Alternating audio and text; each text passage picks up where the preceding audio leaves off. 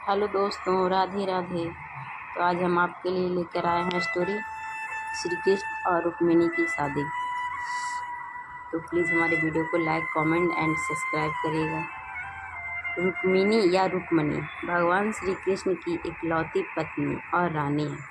द्वारिका के राजकुमार कृष्ण ने उनके अनुरोध पर एक अवांछित विवाह को रोकने के लिए उनका हरण किया था एवं अपने साथ लेकर गए थे। उन्हें दुष्ट शिशुपाल से बचाया था। रुक्मिणी को भाग्य की देवी लक्ष्मी का अवतार भी माना जाता है। कहा जाता है कि रुक्मिणी लक्ष्मी का अवतार है। जन्म पौराणिक आख्यानों के अनुसार राजकुमारी रुक्मिणी का जन्म वैशाख के एकादशी को हुआ था। यद्यपि एक सांस्कृतिक रानी के रूप में जन्मी देवी लक्ष्मी के अवतार के रूप में उनकी स्थिति पूरी पौराणिक साहित्य में वर्णित है। कौरवों के बीच एक नायक स्वयं भगवान श्री कृष्ण ने राजा भीष्मक की पुत्री वैदर्भी रुक्मिणी से विवाह किया, जो कि भाग्य की देवी का प्रत्यक्ष अवतार था। भगवान पुराण द्वारिका के नागरिक कृष्ण को देखने के लिए आतुर थे, जो कि भाग्य की देवी रुक्मिणी के साथ थी। लक्ष्मी जी ने अपने भाग में धरती पर भीष्मक के परिवार में रुक्मिणी के रूप में जन्म लिया। रुक्मिणी देवी कृष्ण की रानी शक्ति स्वरूप मूल प्रकृति है, जो कृष्ण की आदि शक्ति है और वह दिव्य विष जगतकारी द्वारिका वैकुंठ की रानी माता है।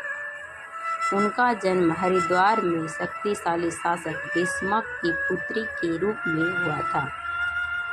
श्रुतियों जो भगवान श्री कृष्ण के साथ ब्रज की गोपियों के अतीत के आख्यानों से संबंध है, ने इस सत्य की घोषणा की है। उन्हें विलग नहीं किया जा सकता। जैसे लक्ष्मी विष्णु की शक्ति है, वैसे ही रुक्मिणी भी श्री कृष्ण की शक्ति है। रुक्मिणी वैदर्भी के राजा भीष्मक की पुत्री थी। भीष्मक मगध के राजा जरासंध के जागीरदार थे।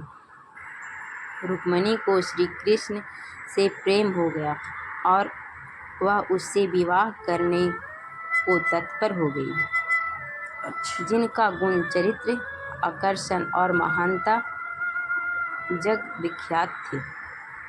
रुक्मिणी का ज्येष्ठ भ्राता रुक्मी दुष्ट राजा कंस का मित्र था। रुक्मिणी का जो भ्राता था, बड़ा भ्राता, वो दुष्ट कंस का बहुत बड़ा दोस्त था दोनों, जिस कृष्ण द्वारा बाद में वध कर दिया गया था। वह इस विचार के विरुद्ध था।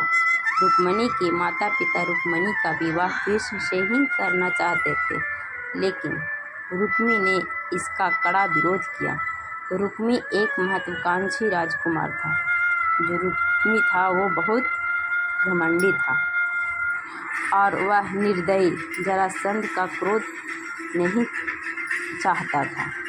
इसीलिए उसने प्रस्तावित किया कि उसका विवाह शिशुपाल से किया जाए। रुक्मी ने कहा कि हमारी बहन को विवाह शिशुपाल से किया जाए, जो कि चेदी का राजकुमार एवं श्री कृष्ण का चचेरा भाई था। रुक्मी जो है वो श्री कृष्ण का चचेरा भाई था।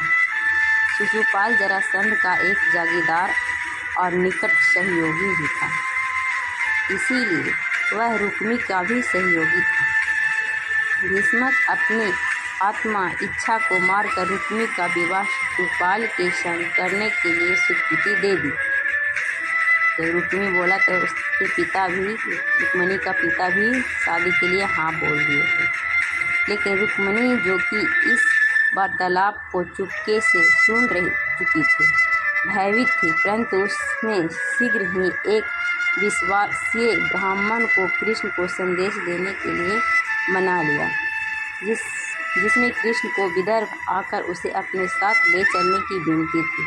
श्री कृष्ण ने युद्ध से बचने के लिए उनका हरण कर लिया। उसने कृष्ण से कहा कि वह आश्चर्यचकित है कि वह बिना किसी रक्तपात के इसे कैसे पूर्ण करेंगे। रुक्मिणी में बहुत चिंतित थी कि बिना युद्ध होगा तो बहुत बड़ा परेशानी हो जाएगा। लेकिन इस संकट का समाधान यह था कि रुक्मिणी को देवी गिरिजा के मंदिर में आराधना के बहाने महल से निकलना होगा। श्री कृष्ण ने द्वारका में संदेश प्राप्त करते ही ज्येष्ठ भ्राता बलराम के संग विदर्भ को प्रस्थान किए। जब कृष्ण भगवान को पता चला कि रुक्मिणी का पत्र है तो अपने बड़े भैया बलराम के साथ निकल चुके हैं। इसी बीच शिशुपाल को रुक्मिणी से इस समाचार पर अत्यधिक प्रसन्नता हुई कि वह अमरवती जिले के कुंडिला जाकर रुक्मिणी पर अपना अधिकार जता सकता है। जरासंध ने इस पर भरोसा न करते हुए अपने सभी जागीरदारों और सहयोगियों को शिशुपाल की सहायता साथ कर दिया, क्योंकि आदेश था कि श्री कृष्ण अवश्य ही रुक्मिणी को बचाने आएगा। जरासंध है वो अपना सैनिक भेज दिया कि उसे पता था कि कृष्ण जरूर आएगा रुक्मिणी को बचाने।